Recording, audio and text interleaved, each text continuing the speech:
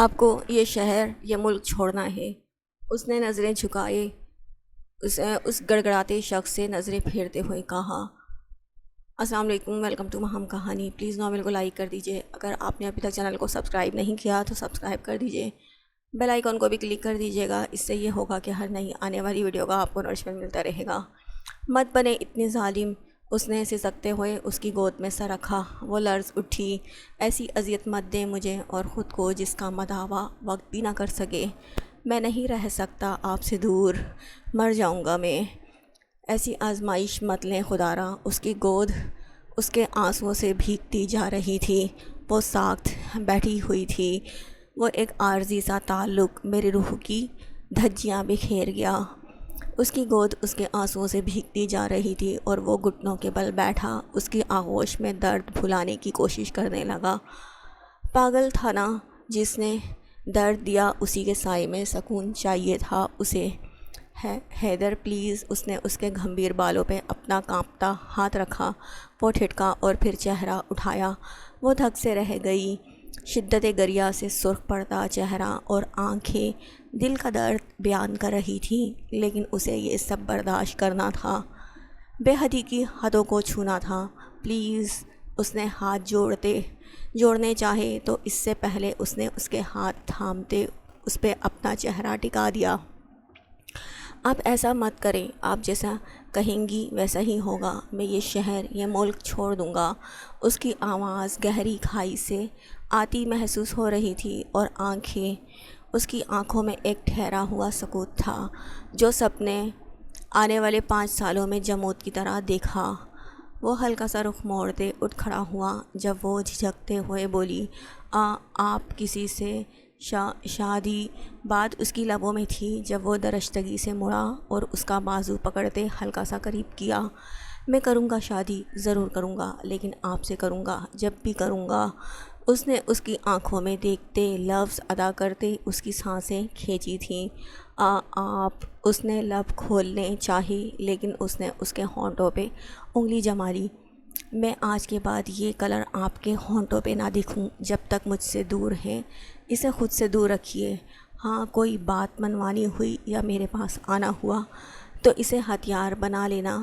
اس نے اس کی طرف جتاتے لفظ انڈیلتے اپنے انگوٹھے سے اس کی لپسٹک مسل کے رکھ دی۔ سفید چہرے پہ پھیلی ہوئی سرخ لپسٹک ایک پرکیف سا منظر دکھا رہی تھی۔ اس نے نظریں جمائیں، اس کے لب کچھ کہنے کو لرزے جب وہ بولا، ابھی ایک التجا کروں تو مانیں گی؟ اس نے سر جھکاتے پوچھا۔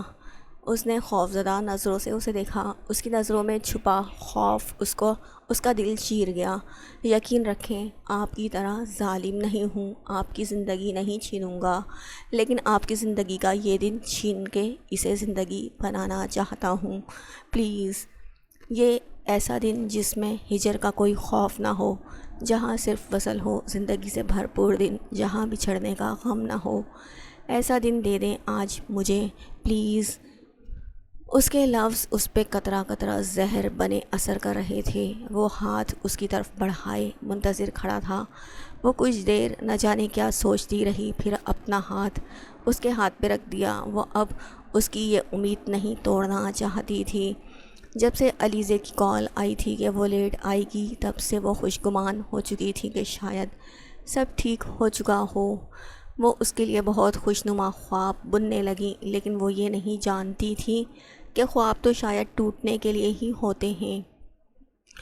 بہت خوبصورت یہ منظر وہ اسے لیے فارم ہاؤس کا کونا کونا گھما رہا تھا۔ جب بائیں جانب بنے زیبو کا خوبصورت منظر دیکھ کے وہ مبہوت رہ گئی اور بے ساختہ بولی۔ اس نے اس کے دہکتے چہرے پہ نظریں جمائیں۔ کیا دیکھ رہے ہیں؟ اس کی نظروں کے ارتکاز سے گھبرا کے اس نے سوال کیا۔ آپ کی نظر اتار رہا ہوں۔ اس کے جواب پہ وہ بلش ہوئی۔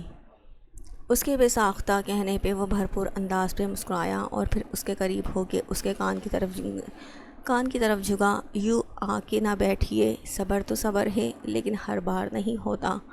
اس نے گویا اپنے لفظوں سے اسے ہی قصوروار ٹھہرا دیا۔ وہ سرخ ہوتا چہرہ اور اتھل پتھل سانسوں کو سنبھالتی رخ موڑ گئی۔ آپ بیت بازی بعد میں کیجیے گا، مجھے گازیبو دیکھنے دیں، گازیبو دیکھنے دیں۔ اس نے گویا اسے پٹری پہ لانا چاہا۔ آپ بیت بازی بعد میں کیجیے گا، مجھے گازیبو دیکھنے دیں۔ اس نے گویا اسے پٹری پہ لانا چاہا۔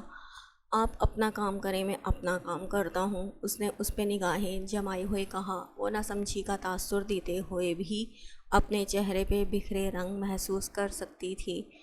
چلے آئیں لنچ کریں پہلے، اس نے دو ٹوک انداز میں کہا۔ لیکن اس نے کچھ کہنا چاہا، لیکن اس کے چہرے کے تاثرات توبہ! وہ بڑبڑائی اور آگے بڑھی۔ یہ ٹپیکل بیویوں والے گٹس آپ نے کہاں سے سیکھے؟ میں تو آپ کو معصوم سمجھتا تھا۔ اس کی مخصوص سنجیدہ آواز گونجی۔ وہ مذاق بھی ایسے لہجے میں کرتا تھا کہ اگلے کو غش آ جائے۔ اس کی بات پہ اس کے قدم تھمے، لیکن آج کا یہ دن وہ سب بھول کے گزارنا چاہتی تھی۔ سو خود کو کمپوز کرتی وہ اس کے ہمراہ ڈائننگ ہال میں آئی۔ وہ ابھی کھانے سے فارغ ہوئی تھی کہ کسی کے زور سے چلانے کی آواز پہ اس نے ڈر کے فوراً مقابل پڑی کرسی پہ بیٹھے جہان کے بازو کو جگڑتے اس کی طرف دیکھا تو اس نے فوراً اس کے کندھے پہ ہاتھ رکھتے گویا تسلی دی۔ یہ لمحوں کی بے اختیاری تھی، لیکن اس بے اختیاری کا اندازہ انہیں تب ہوا جب باہر سے آیا فرد ہال کے دروازے پہ بت بنا کھڑا دکھائی دیا۔ اس کے بیگ گرنے کی آواز پہ وہ چونکے اور پھر ہموز پوزیشن کا خیال کرتے وہ فوراً پیچھے ہوئی، جبکہ وہ اسی طرح اپنے مخصوص انداز میں بیٹھا اسے دیکھنے لگا۔ پلیز،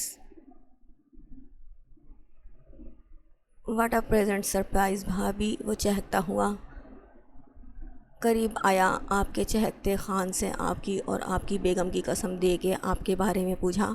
تب جا کے اس نے بتایا۔ جہان کے گلے ملتا وہ پرجوش انداز میں بولا، اور پھر علیزے کے سامنے سر جھکایا تو وہ گھبرا کے پیچھے ہوتی نہ محسوس انداز میں جہان کے پیچھے چھپ گئی۔ اس کے ایسے رد عمل پہ وہ ہونک ہو گیا۔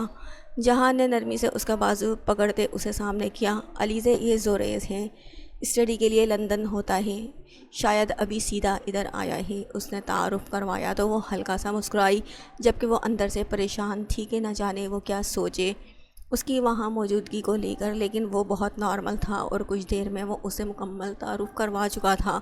وہ اسے لیے صوفے پہ بیٹھا، شاہ مینشن کے ایک ایک فرد کی فوٹو کے ذریعے تعارف و خصوصیت بتا رہا تھا، جبکہ جہان خاموشی سے انہیں دیکھے گیا۔ میں نے اسے اتنا دیکھا جتنا دیکھا جا سکتا تھا، مگر پھر بھی دو آنکھوں سے کتنا دیکھا جا سکتا تھا۔ اس کی آنکھوں کا پرتپش ارتکاز اس کی توجہ بھٹکانے کا باعث بن رہا تھا۔ شام کے 4:30 ہو چکے تھے جب زوریز چلا گیا اور شاہ اسے لیے پھر سے ایک طرف چل دیا۔ ایک کمرے کے سامنے کھڑے ہو کے وہ اس کی سمت مڑا۔ میں چاہتا تھا یہاں ادھر میں آپ کو تب لے کر آتا جب آپ پہ میری مہر لگ چکی ہوتی، لیکن آج میں یہ چاہتا ہوں کہ یہاں کے چپے چپے پہ آپ کی یادیں نقش ہوں، اسی لیے یہاں لانا پڑا وقت سے پہلے۔ اس نے نگاہیں سامنے دیوار پہ مرکوز کرتے لفظ ادا کیے اور دروازہ کمرے کا کھولا۔ کمرہ کیا تھا؟ گویا لگژری پیلس تھا۔ سٹنگ ایریا، اس کے بعد پرسنل ایریا، نرم گداز ڈارک کلر کے کارپیٹ جس میں پاؤں جیسے دھسے جا رہے تھے۔ کمرے میں بلیک اور گرے کلر کا کمبینیشن تھا۔ تبھی اس کی توجہ کمرے میں لگے اپنے اندلاج سفید رنگ کے لباس میں تصویر پہ گئی۔ اسے پوچھنے کی ضرورت نہ پڑی کیونکہ وہ جانتی تھی یہ تصویر اس کی مری کی ہے۔ اپنی تصویر کے ساتھ لگی سیاہ لباس میں اس کی شاندار تصویر نے اسے بتایا کہ یہ کمرہ اس شاندار شخص کا ہے۔ یہ میں چاہتا ہوں کہ آپ کبھی بھی خود سے دور نہ کریں، اسے میری منت کا دھاگا سمجھے گا۔ وہ تصویروں کو دیکھنے میں اتنی مگن تھی کہ اس کی آنکھیں جلنے لگیں۔ تبھی یہ سلگتی سرگوشی اس کے کانوں میں گونجی تو وہ چونک گئی اور دیکھا تو اس کے ہاتھ میں ایک خوبصورت چین لفظ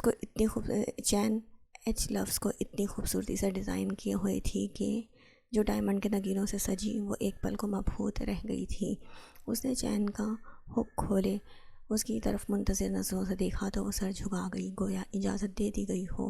اور آج واقعی اس وقت جو کچھ بھی وہ اس سے مانگ چکی تھی، اس کے بعد وہ اسے روک نہیں پا رہی تھی۔